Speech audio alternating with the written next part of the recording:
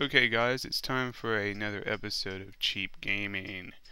This time I'm going to look at a game that costs between $5 and $10. It's called Guerrilla War. If you've never played Guerrilla War, I feel sad for you. Really do. It's really one of the cult classics on Nintendo that most people probably haven't heard of. So, what's the whole objective? It's two guys in a field. Yeah, I already said that. I had to steal it. So what you do is you go around shooting and bombing stuff, or at least people in this case. And that's the whole game. You can save natives, like in most games where you can save prisoners, but it's kind of like Metal Slug in that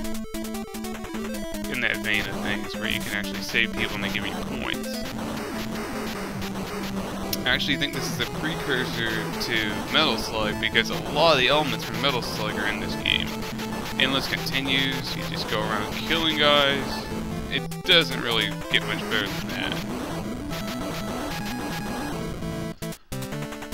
You get to use tanks, and they're really fun to have, because you really get to go and shoot guys. And you don't get killed on the first hit, so that's the best part.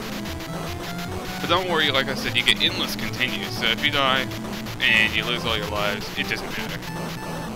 Now I must warn you, if you have epileptic seizures or anything like that, yeah, this might be a time to turn off the game, or at least turn off the video here. I really wouldn't recommend this to anybody with an epileptic seizure condition there.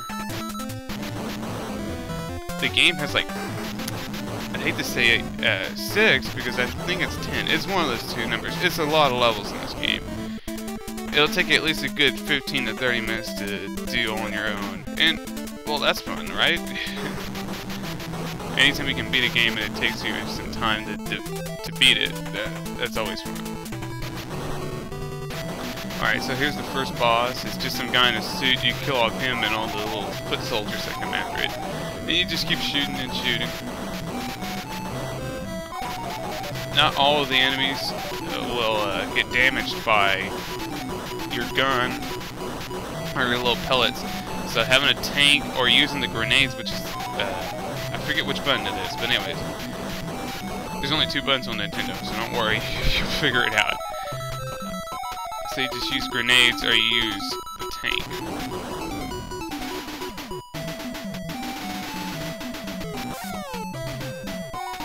See, the bullets don't affect this plane, so you have to use grenades. But you can only shoot 2 grenades at a time. It takes sometimes it takes between a second to 2 seconds for them to come back, which is a pain, but what are you gonna do? Alright, first mission done so far here. I hope this syncs up better.